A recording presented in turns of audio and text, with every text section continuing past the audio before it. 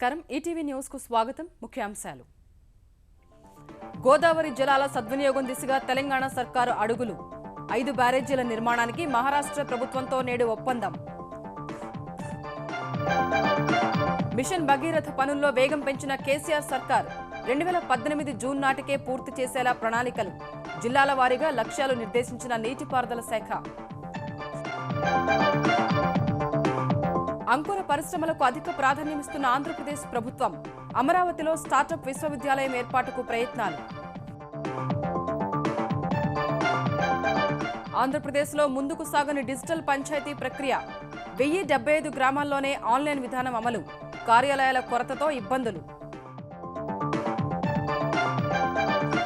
పార్లమెంట్లో కీలక బిల్లుల ఆమోదంపై దృష్టి సారించిన కేంద్రం ఈ వారంలోనే రియల్ ఎస్టేట్ బిల్లుకు మోక్షం లభిస్తుందని వెంకయ్యనాయుడు విశ్వాసం తెలుగు రాష్ట్రాల్లో ఘనంగా మహాశివరాత్రి వేడుకలు జాగారంతో బోలా శంకరుణ్ణి కొలిచిన భక్తులు శ్రీశైలంలో కన్నుల పండుగగా ఆది దంపతుల కళ్యాణం డెంగీ వ్యాధిపై పోరులో శాస్త్రవేత్తల ముందడుగు మూలిక ఔషధం అభివృద్ధి చేసినట్లు ప్రకటన క్లినికల్ పరీక్షల తర్వాత పూర్తి స్థాయిలో తయారీ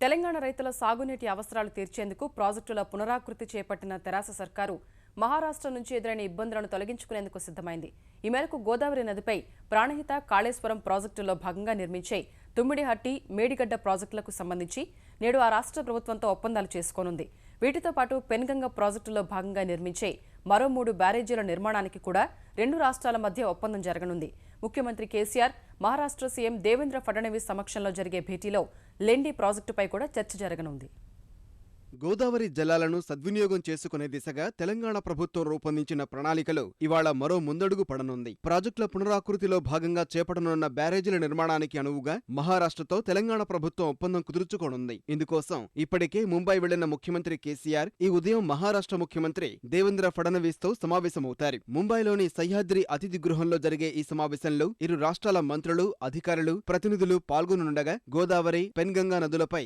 ఇరువురు ముఖ్యమంత్రుల సమక్షంలో అధికారులు ఒప్పంద పత్రాలపై సంతకాలు చేస్తారు 2 ప్రభుత్వాల మధ్య మొత్తం 5 బ్యారేజీల నిర్మాణానికి ఒప్పందం జరుగుతోంది గోదావరి ఉపనది ప్రాణహితపై ఆదిలాబాద్ జిల్లా తుమ్మిడిహట్టి వద్ద గోదావరిపై కరీంనగర్ జిల్లా మేడిగడ్డ వద్ద బ్యారేజీల నిర్మాణానికి ఒప్పందం కుదరనుంది తుమ్మిడిహట్టి వద్ద 148 మీటర్ల ఎత్తులో బ్యారేజీ నిర్మాణానికి మహారాష్ట్ర ఇదివరకే అంగీకరించగా మేడిగడ్డ వద్ద 103 మీటర్ల ఎత్తులో బ్యారేజీ నిర్మించాలని తెలంగాణ ప్రభుత్వం ప్రతిపాదిస్తోంది అయితే మహారాష్ట్ర ప్రతిపాదనను బట్టి మేడిగడ్డ ఎత్తు ఖరారు కానుంది వీటితో పాటు పెన్గంగ ప్రాజెక్టులో భాగంగా నిర్మించాల్సిన మరో 3 ఆనకట్టలైన చనాక కొరాట రాజపేట పెన్పహాడ్ బ్యారేజీల నిర్మాణంపై కూడా 2 రాష్ట్రాల ప్రభుత్వాలు అవగాహన కుదుర్చుకోనున్నాయి వీటిలో చనాక కొరాట బ్యారేజీని తెలంగాణ ప్రభుత్వం నిర్మించనుండగా రాజపేట పెన్పహాడ్ ఆనకట్టలను మహారాష్ట్ర ప్రభుత్వం నిర్మించాల్సి ఉంటుంది ఈ 5 బ్యారేజీల నిర్మాణం సహా 2 రాష్ట్రాల మధ్య ప్రాజెక్టుల నిర్మాణానికి సంబంధించిన అవగాహన కూడా కుదరనుంది ఇకపై 2 రాష్ట్రాల ప్రాజెక్టులకు సంబంధించి వేర్వేరుగా కాకుండా ఒకే అంతర్రాష్ట్ర బోర్డు ఉంటుంది సమస్యలన్నింటినీ ఆ బోర్డు ద్వారానే పరిష్కరించుకునే వెసులుబాటు కల్పిస్తారు ఒప్పందం అనంతరం ఇరు రాష్ట్రాల ముఖ్యమంత్రులు ఉమ్మడిగా మీడియా సమావేశం నిర్వహించే అవకాశం ఉంది వరంగల్ జిల్లా వరదాయిని దేవాదుల ఎత్తిపోతల పథకాన్ని వచ్చే 2 ఏళ్లలో పూర్తి చేయాలని తెలంగాణ ప్రభుత్వం సంకల్పించింది 2003లోనే పనులు ప్రారంభమైనప్పటికీ వివిధ కారణాలతో ఆలస్యం కాగా ఇకపై వేగవంతం చేయాలని నీటిపారుదల శాఖ అధికారులను ఆదేశించింది ఈ పథకం కోసం ఇస్తున్న నిధులను 25% నుంచి 50%కి పెంచాలని ఇటీవల తెలంగాణ నీటిపారుదల శాఖ మంత్రి హరీష్ రావు కేంద్ర జలవనరుల శాఖను కోరగా తాజాగా కేంద్రం 112 కోట్ల రూపాయలు విడుదల చేసింది సత్వర సాగునీటి ప్రయోజన పథకం ఏఐబీపీ కింద మొదటి విడతగా కేంద్ర జలవనరుల శాఖ ఈ నిధులను 2015-16 ప్రణాళిక వ్యయం నుంచి మంజూరు చేసింది ప్రాజెక్టు పనుల పురోగతి తెలంగాణ ప్రభుత్వ నివేదికలకు అనుగుణంగా 2వ దఫా నిధుల విడుదల అంశాన్ని పరిశీలిస్తామని జలవనరుల శాఖ తెలిపింది ఇంటింటికి రక్షిత మంచినీటిని అందించే లక్ష్యంతో చేపట్టిన మిషన్ భగీరథను 2019 ఎన్నికలకు ఏడాది ముందే పూర్తి చేయాలని తెలంగాణ ప్రభుత్వం లక్ష్యంగా పెట్టుకుంది 2018 జూన్ 30 నాటికి ప్రాజెక్టును పూర్తి చేసేందుకు గ్రామాలు జిల్లాల వారీగా గ్రామీణ నీటి సరఫరా శాఖ ప్రణాళికలు రూపొందించింది మొత్తం 5 దశల్లో 6 మైలురాళ్లతో పథకాన్ని పూర్తి చేయాలని సంకల్పించింది ఈ ఏడాది ఏప్రిల్ నాటికి మెదక్ నల్గొండ రంగారెడ్డి వరంగల్ జిల్లాలోని 2022 గ్రామాలకు తాగునీరు అందించేలా పనులు వేగవంతం చేసింది. 6 నెలలకు లక్ష్యంగా జిల్లాల వారీగా గ్రామాలను గుర్తించారు. జూన్ 30 నాటికి 1092 గ్రామాలు, డిసెంబర్ 31 నాటికి 3737 గ్రామాలకు తాగునీరు సరఫరా చేయాలని లక్ష్యంగా పెట్టుకుంది.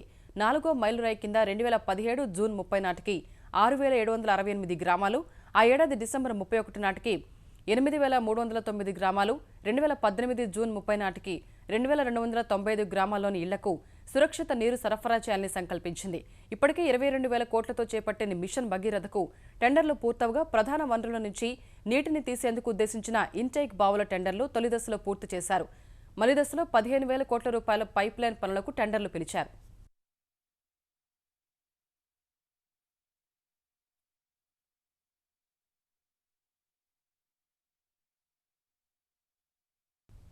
అంకుర పరిశ్రమలకు అధిక ప్రాధాన్యమిస్తున్న ఆంధ్రప్రదేశ్ ప్రభుత్వం ఆ దిశగా మరో ముందడుగు వేయనుంది.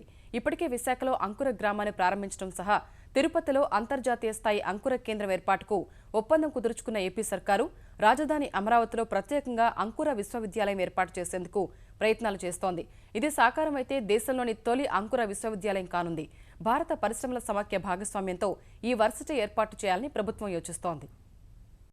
పాలసీ మేకర్స్ ని కానీ అందరికి నేర్పిస్తాం కూడా ఎట్లాగా. అండ్ రేపు తర్వాత కూడా వాళ్ళు పెట్టారు అనుకోండి, సో ఇవన్నీ ఎట్లా డీల్ చేయాలి, ఇవన్నీ బిజినెస్ ప్లాన్స్ ఎట్లా రాసుకోవాలి, బిజినెస్ ప్లాన్ గురించి ఎట్లా ఆలోచించాలి, ఇవన్నీ కూడా మనం ట్రైన్ చేద్దాం జనాలు. అంటే ఫిజికల్ ఎస్టాబ్లిష్మెంట్ అమరావతిలో మంచి ఒక ఇది చూసామండి. దాంట్లో ఏంటంటే డిఫరెంట్ ఇండస్ట్రీస్, ఇప్పుడు ఆటోమొబైల్ ఉన్నారనుకోండి, వాళ్ళకి కావాల్సిన స్టార్ట్అప్స్ అవన్నీ ఏమన్నా, so we'll give them space అక్కడ. సో అట్లాగనమాట. అగ్రికల్చర్ లో ఉందనుకోండి, కొంతమంది వచ్చి మేము ఇదాన చేస్తాం అనుకుంటే స్టార్ట్అప్స్ ట్రైనింగ్ అంటే we'll give them space there.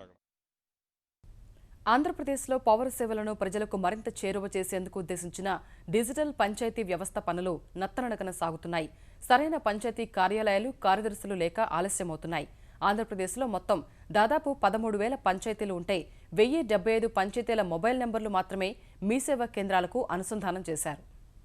ఆంధ్రప్రదేశ్లోని గ్రామ పంచాయతీల్లో జనన, మరణ ధృవీకరణ పత్రాలు, ఇళ్ల అనుమతులు, పన్నుల చెల్లింపు, వివాహ రిజిస్ట్రేషన్ ధ్రువపత్రం జారీ వంటి 11 సేవలను ప్రజలకు ఆన్లైన్లోనే అందించాలన్న లక్ష్యంతో డిజిటల్ పంచాయతీకి తెరతీశారు. పంచాయతీల్లో సొంత ఆదాయంపై సరైన తనిఖీ ఉండేందుకు కూడా ఈ పథకం ఉపయోగపడుతుంది. మొత్తం పంచాయతీ ఆదాయం ఎంత, ఏ రూపంలో ఎంత వచ్చింది, ఖర్చులెంత అనే వివరాలను ఆన్లైన్లో పొందుపరుస్తారు. ఇందుకోసం ప్రతి పంచాయతీకి ఒక ట్యాబ్, ఇంటర్నెట్ కనెక్షన్ ఇచ్చి మీ సేవా కేంద్రాలతో అనుసంధానం చేసేందుకు పిఆర్ పోస్ట్ అనే సాఫ్ట్వేర్ రూపొందించారు. ఈ కార్యక్రమం చేపట్టి 3 నెలలు కావస్తున్నా ఆంధ్రప్రదేశ్లో మొత్తం 12,920 పంచాయతీల్లో ఇప్పటివరకు 1,075 పంచాయతీల మొబైల్ నెంబర్లను మాత్రమే మీ సేవా కేంద్రాలతో అనుసంధానం చేశారు. కర్నూలు, కడప, అనంతపురం, ప్రకాశం, నెల్లూరు, విశాఖ, పశ్చిమ గోదావరి జిల్లాల్లో ఈ కార్యక్రమం నత్తనడకన సాగుతోంది. గ్రామ పంచాయతీలకు వేగంగా ఉన్న ఇంటర్నెట్ కనెక్షన్ ఇవ్వకపోవడం,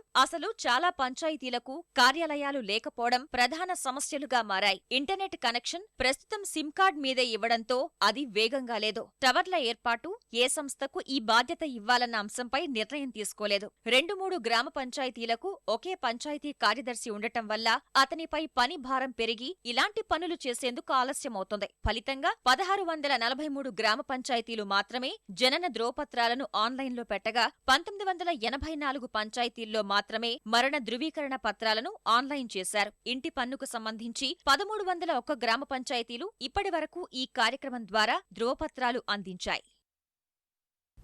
పార్లమెంటు తొలి విడత బడ్జెట్ సమావేశాలు ముగియడానికి సమయం దగ్గర పడుతున్న వేళ కేంద్ర ప్రభుత్వం పలు కీలక బిల్లులను ఉభయ సభల ముందుకు తెచ్చే ప్రయత్నాలు ప్రారంభించింది. రోహిత్ వేముల ఆత్మహత్య, జేఎన్యూ వ్యవహారంతో తొలివారం సభా కార్యకలాపాలు తుడిచిపెట్టుకుపోగా రెండో వారం సుహృద్భావ వాతావరణం నెలకొనడాన్ని దృష్టిలో పెట్టుకుని సుదీర్ఘకాలంగా పెండింగ్లో ఉన్న 12 బిల్లులను ఈ వారంలో పార్లమెంటు ముందుకు తెచ్చే యత్నాల్లో ఉంది.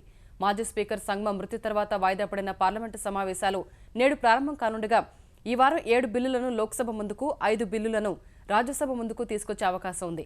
వీటిలో ఆస్తుల సవరణ, కాలపరిమితి, ఆధార్, జాతీయ జల రవాణా, భారత నాణ్యతా ప్రమాణాల బిల్లులున్నాయి. చాలా ఏళ్లుగా రాజ్యసభలో పెండింగ్లో ఉన్న స్థిరాస్తి బిల్లుకు ఈ సమావేశాల్లో ఆమోదం లభించనుందని కేంద్ర మంత్రి వెంకయ్యనాయుడు ఆశాభావం వ్యక్తం చేశారు. గత వారం కాంగ్రెస్ పార్టీ ప్రధానికి రాసిన ఉత్తరంలో స్థిరాస్తి బిల్లును తొలి విడత సమావేశాల్లో తీసుకురావాలని కోరిందని వెంకయ్య తెలిపారు. ట్యునీషియాలో భద్రతా దళాలు, ఉగ్రవాదుల మధ్య జరిగిన భీకర కాల్పుల్లో 12 ఏళ్ల బాలిక సహా 53 మంది మృతి చెందారు.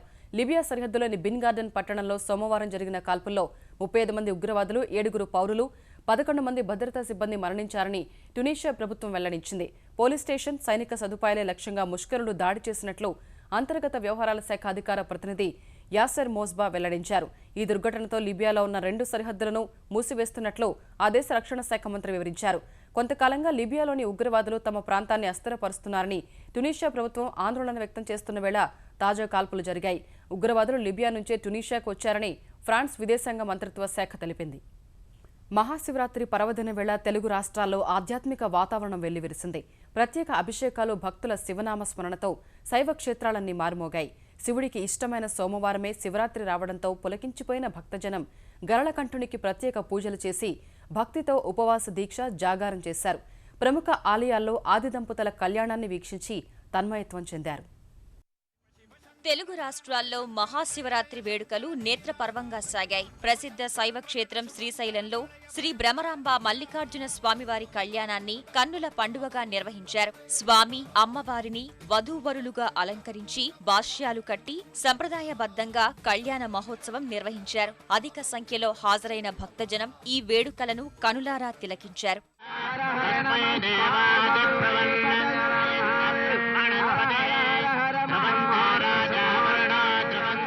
శ్రీకాళహస్తిలోనూ శివరాత్రి వేడుకలు కన్నుల పండుగగా సాగాయి. శ్రీకాళహస్తీశ్వర స్వామి ఇంద్రవాహనంపై భక్తులకు దర్శనమిచ్చారు. గుంటూరు జిల్లాలో ప్రసిద్ధ శైవక్షేత్రం కోటప్పకొండలో లక్షలాది మంది భక్తులు త్రికోటేశ్వర స్వామిని దర్శించుకున్నారు. శివ జాగరణ చేసుకుని మొక్కులు చెల్లించుకున్నారు. రంగురంగుల విద్యుత్ ప్రభలతో ఆలయ పరిసరాలు కొత్త శోభను సంతరించుకున్నాయి.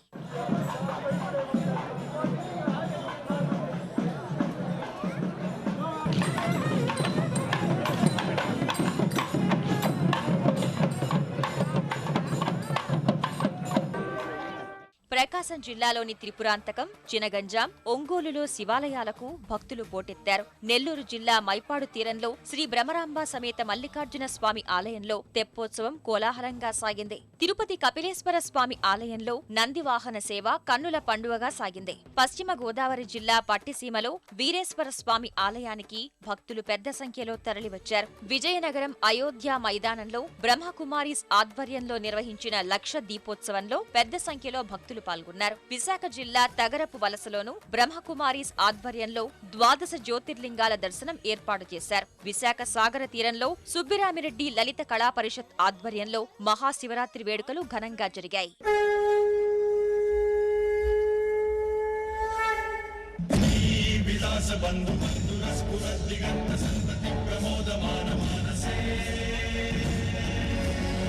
హైదరాబాద్ గచ్చిబౌలిలోని బ్రహ్మకుమారీల శాంతి సరోవరంలో భక్తులను ఆకట్టుకునేలా 12 అడుగుల భారీ శివలింగం ఏర్పాటు చేశారు. నగరం నలుమూలల నుంచి తరలివచ్చిన భక్తులు ఈ లింగాన్ని దర్శించుకుని తన్మయత్వం పొందారు. వనస్థలిపురంలోని శారదానగర్ సోమేశ్వర స్వామి దేవాలయంలో భక్తుల రద్దీ నెలకొంది. శివపార్వతుల కళ్యాణం నేత్రపర్వంగా సాగింది. మెదక్ జిల్లా వ్యాప్తంగా భోళా శంకరుడు విశేష పూజలు అందుకున్నాడు.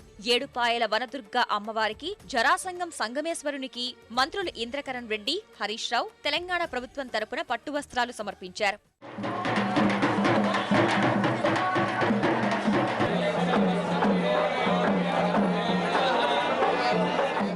అలంపూర్ జోగులాంబ ఆలయంలో ఆకాశ జ్యోతి నింగికి ఎగిరింది. ఇది చూసి వేల సంఖ్యలో వచ్చిన భక్తులు ఆనంద పరవశులయ్యారు. వరంగల్లోని రామప్ప రామలింగేశ్వర స్వామి ఆలయంలో జరిగిన శివపార్వతీ కళ్యాణానికి భక్తులు అధిక సంఖ్యలో తరలివచ్చారు. వేములవాడ రాజన్న ఆలయంలో మహాన్యాసపూర్వక ఏకాదశ రుద్రాభిషేక పూజ చేశారు. భక్తులు స్వామివారికి దీపాలు వెలిగించారు. నల్గొండలోని ఛాయా సోమేశ్వర స్వామి ఆలయంలో వైభవంగా శివపార్వతుల కళ్యాణం జరిపారు.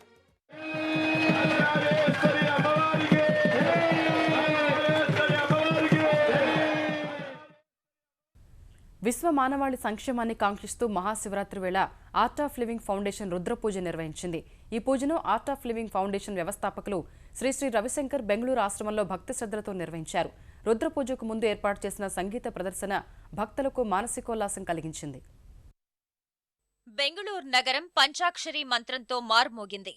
మహాశివరాత్రి సందర్భంగా ప్రఖ్యాత ఆధ్యాత్మిక గురువు ఆర్ట్ ఆఫ్ లివింగ్ ఫౌండేషన్ వ్యవస్థాపకుడు శ్రీ రవిశంకర్ బెంగళూరులో ప్రత్యేక పూజలు నిర్వహించారు. ఆర్ట్ ఆఫ్ లివింగ్ ఫౌండేషన్ ప్రధాన కార్యాలయంలో రుద్ర పూజ నిర్వహించారు. విశ్వ మానవాళి సంక్షేమాన్ని కాంక్షిస్తూ చేసిన ఈ రుద్ర పూజలో వేలాది మంది భక్తులు పాల్గొన్నారు.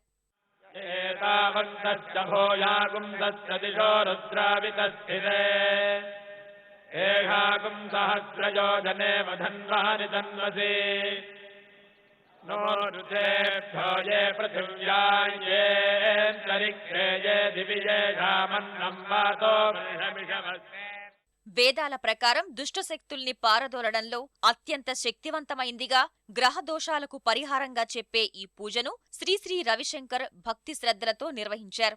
వేద మంత్రోచ్చరణల మధ్య రుద్ర రూపంలో ఉన్న పరమశివునికి విశిష్ట పూజలు, స్ఫటికలింగానికి ప్రత్యేక అభిషేకాలు చేశారు.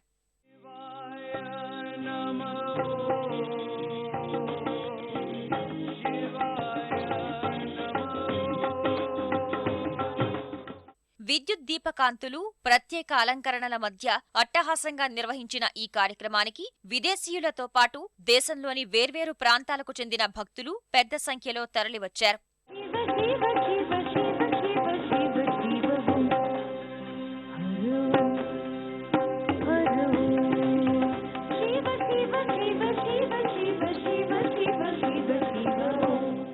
రుద్రపూజకు ముందు ఏర్పాటు చేసిన సంగీత ప్రదర్శన భక్తులకు మానసికోల్లాసం కలిగించింది.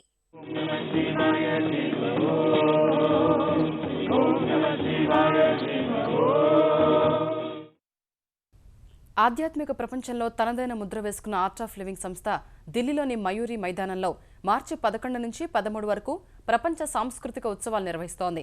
ప్రపంచంలోని కళారూపాలను ఒక్కచోట చేర్చి అద్భుత ఘట్టాన్ని ఆవిష్కరించేందుకు సన్నాహాలు చేస్తోంది.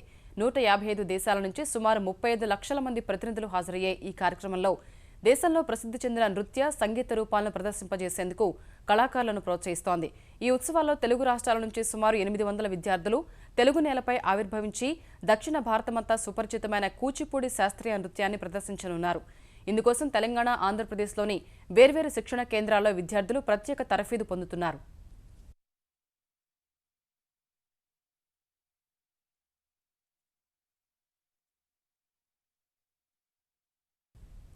చంద్రబాబు బినామీలు రాజధాని ప్రాంతంలో భూములు కాజేశారంటూ సాక్షి పత్రికలో అసత్య కథనాలు ప్రచురించారని గుంటూరు జిల్లా మంగళగిరి పోలీస్ స్టేషన్లో రైతులు ఫిర్యాదు చేశారు. అసత్య ప్రచారాలతో తమ భూముల ధరలు తగ్గుతున్నాయన్న రైతులు నవ్యాంధ్ర అభివృద్ధి కోసం శ్రమిస్తున్న ముఖ్యమంత్రి చంద్రబాబుపై అబద్ధపు ప్రచారాలు మానుకోవాలని హితవు పలికారు. ఆంధ్రప్రదేశ్లో అశాంతిని రేకెత్తించేలా సాక్షి కథనాలున్నాయన్న రైతులు ప్రజల మనోభావాలు దెబ్బతినేలా కథనాలు ప్రసారం చేస్తున్న సాక్షి పత్రిక, ఛానల్పై చర్యలు తీసుకోవాలని ఫిర్యాదులు పేర్కొన్నారు. అమరావతి రాజధాని సమీకరణ కార్యక్రమం జయప్రదంగా జరుగుతున్న సమయంలో ఒక ప్రసార మాధ్య యాజమాన్యం కుట్రపూరితంగా రైతు కూలీల ప్రయోజనాలను దెబ్బతీసే విధంగా అసత్య వార్తలు ప్రచురిస్తూ రైతులలో భయాందోళనలు కలగజేస్తూ మా యొక్క ఆర్థిక ప్రయోజనాలను రైతు కూలీలకు వచ్చే అమరావతి పింఛన్లు పథకాలను ప్రమాదకరంలో నెట్టే విధంగా జరుగుతున్న ఈ ప్రసార కార్యక్రమాలపై తగు విచారణ జరిపి చట్టపరంగా క్రిమినల్ చర్యలు తీసుకోవాల్సిన విధంగా ఫిర్యాదు నమోదు చేస్తూ చంద్రబాబు ప్రభుత్వంపై ఆంధ్రప్రదేశ్ ప్రతిపక్ష నేత జగన్ అవిశ్వాస తీర్మానం పెడతానంటూ చేసిన ప్రకటనపై ఆంధ్రప్రదేశ్ ఐటీ శాఖ మంత్రి పల్లె రఘునాథ్ రెడ్డి మండిపడ్డారు. సొంత పార్టీ వాళ్ల నుంచే విశ్వాసం కోల్పోయిన జగన్ తమ ప్రభుత్వంపై అవిశ్వాసం పెడతామనడం హాస్యాస్పదంగా ఉందన్నారు. అంతగా అవిశ్వాసం పెట్టాలని ఉంటే లోటస్ పాండ్లో పెట్టుకోవాలని, అప్పుడు తన పక్షాన ఎంతమంది ఉంటారో నిగ్గు తేలుతుందని పల్లె సూచించారు. ప్రజలు నమ్మకం ఉంచలేదు. అవినీతి పాటు ముఖ్యమంత్రి అయితే ఇబ్బందిని ఆలోచించితే ప్రజలు పూర్తిగా తిరస్కరించారు. రెండో వైపున ఆయన యాటిట్యూడ్ కానీ, బాడీ బిహేవియర్ కానీ, ఆ ప్రవర్తనతో ఈ ఎమ్మెల్యేలు విసిగి వేసారిపోయారు. ఇది మునిగిపోయే పడవ, మేము సురక్షితమైన ప్రాంతానికి చేరాలా, ఆయనతో పాటు మునిగేదానికి సిద్ధంగా లేమని చెప్పి ఎమ్మెల్యేలు కానీ, ఎంపీలు కానీ, జెడ్పీటీసీలు కానీ, ఎంపీపీలు కానీ వాళ్ళంతకు వాళ్ళే స్వచ్ఛంగా సురక్షిత ప్రాంతమైన తెలుగుదేశం పార్టీకి చేరిపోతున్నారు. అంతర్జాతీయ మహిళా దినోత్సవాన్ని ఘనంగా నిర్వహించేందుకు కేంద్ర రాష్ట్ర ప్రభుత్వాలు సిద్ధమయ్యాయి. పార్లమెంట్లో నేడు మహిళా అంశాలపై ప్రత్యేక చర్చ జరిగే అవకాశం ఉంది. ఇప్పటికే చట్టసభల్లో మహిళలకు అవకాశాలపై లోక్సభాపతి సుమిత్రా మహాజన్ ఆధ్వర్యంలో సదస్సు నిర్వహించగా పార్లమెంటులో ఇవాళ పూర్తిగా మహిళా సభ్యులే ప్రసంగించేలా చర్యలు తీసుకోవాలని ప్రధాని నరేంద్ర మోదీ సుమిత్రా మహాజన్కు విజ్ఞప్తి చేశారు. ఇటు తెలుగు రాష్ట్రాల్లోనూ మహిళా దినోత్సవాన్ని పురస్కరించుకుని పలు కార్యక్రమాలు జరగనున్నాయి. కర్నూలులో జరిగే అంతర్జాతీయ మహిళా దినోత్సవంలో ముఖ్యమంత్రి చంద్రబాబు పాల్గొంటారు. ఈ సందర్భంగా మహిళలకు కుట్టు మిషన్లు పంపిణీ చేస్తారు. సినిమాల్లో కథాపరంగా సన్నివేశాల గురించి చేసిన వ్యాఖ్యలను అపార్థం చేసుకోవద్దని నటుడు నందమూరి బాలకృష్ణ విజ్ఞప్తి చేశారు. మహిళలంటే తనకు మొదటి నుంచి అపార గౌరవం ఉందని స్పష్టం చేశారు. ఏ ఇంటి మహిళ అయినా తన ఇంటి ఆడపడుచుగా చూడటం తమ కుటుంబ సంప్రదాయమని పేర్కొన్నారు. ఇతరులను గౌరవించడం, మహిళలను తోబుట్టువులుగా చూడటం తన తండ్రి నుంచి వారసత్వంగా సంక్రమించిన గుణమన్న బాలకృష్ణ సినిమా వేడుకలో సరదాగా మాట్లాడిన మాటలు ఎవరిని ఉద్దేశించి చేసినవి కావని వివరణ ఇచ్చారు. తన వ్యాఖ్యలకు ఎవరైనా నొచ్చుకున్నట్లయితే మన్నించాలని బాలకృష్ణ కోరారు. మహిళా దినోత్సవం సందర్భంగా దేశ విదేశాల్లో ఉన్న సోదరీమణులందరికీ శుభాకాంక్షలు తెలిపారు. ప్రపంచవ్యాప్తంగా వేలాది మంది ప్రాణాలు తీసిన డెంగీ వ్యాధిపై పోరులో భారత్ కీలక ముందడుగు వేసింది. మూలికా వైద్యాన్ని అభివృద్ధి చేయడం ద్వారా పురోగతి సాధించినట్లు శాస్త్రవేత్తలు ప్రకటించారు. ఈ ఔషధానికి భారత ఔషధ నియంత్రణ సంస్థ ఆమోదం పొందే కంటే ముందు క్లినికల్ పరీక్షలు విష ప్రభావంపై అధ్యయనానికి సిద్ధమవుతున్నట్టు వెల్లడించారు. కేంద్ర శాస్త్ర సాంకేతిక శాఖ పరిధిలోని బయోటెక్నాలజీ విభాగం, అంతర్జాతీయ జన్యు ఇంజనీరింగ్ బయోటెక్నాలజీ కేంద్రం, రాన్బాక్సీ పరిశోధన ప్రయోగశాల సంయుక్తంగా ఈ ప్రాజెక్టును చేపట్టాయి. ఆయుర్వేద విజ్ఞానాన్ని ఉపయోగించి ఈ మూలిక జీవ వనరులను గుర్తించేందుకు ప్రత్యేక పరీక్షా విధానం అభివృద్ధి చేశామని ఈ ప్రాజెక్టు బృంద నాయకుడు సీనియర్ శాస్త్రవేత్త నవీన్ ఖన్నా చెప్పారు. ఈ విధానం ద్వారా 4 రకాల డెంగీ వైరస్లను అణచివేసే సిస్సామ్ పెలోస్ పరియరా లిన్ అనే సారాన్ని తయారు చేశామన్న ఆయన దాని వినియోగం ద్వారా 4 రకాల డెంగీ వైరస్ను నిరోధించడంలో సఫలమైనట్లు వెల్లడించారు. క్లినికల్ పరీక్షల అనంతరం వాణిజ్యపరమైన ఔషధాన్ని తీసుకొస్తామని చెప్పారు.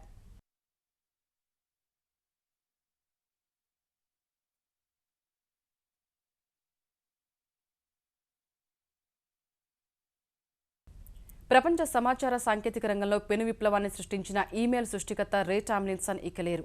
1971లో ఈమెయిల్ కనుగొన్న టామ్లిన్సన్ శనివారం అమెరికాలోని వాషింగ్టన్లో కన్నుమూసినట్లు ఆయన పనిచేస్తున్న సంస్థ ప్రకటించింది. ప్రస్తుతం ఈమెయిళ్లకు నిలయంగా మారిన గూగుల్, యాహూ సంస్థలు టామ్లిన్సన్ మృతికి ప్రగాఢ సంతాపం తెలిపాయి. సమాచార రంగాన్ని ఓ మలుపు తిప్పిన వ్యక్తిగా టామ్లిన్సన్ను అభివర్ణించిన యాహూ ఈ శతాబ్దపు మేటి ఆవిష్కరణగా ఈమెయిల్ను పేర్కొంది. ఈమెయిళ్లకు సంబంధించి @ అనే గుర్తు వాడకాన్ని కూడా ప్రారంభించిన టామ్లిన్సన్ ఈమెయిల్ను ఎలా ఆవిష్కరించాలనే విషయాన్ని కొన్నేళ్ల కిందట తన బ్లాగ్లో రాసుకొచ్చారు. 70లో తన పక్కనే ఉన్న కంప్యూటర్కు కొన్ని పదాలు మెయిల్ చేశానని, ఆ పదాలు ఏంటో తనకు గుర్తులేవని బ్లాగులో తెలిపారు. అలా కొన్ని నెలల పాటు ప్రయోగాలు చేసిన అనంతరం పూర్తి స్థాయిలో ఈమెయిల్ను సృష్టించారు. ఈటీవీ న్యూస్ సమాప్తం. నమస్కారం.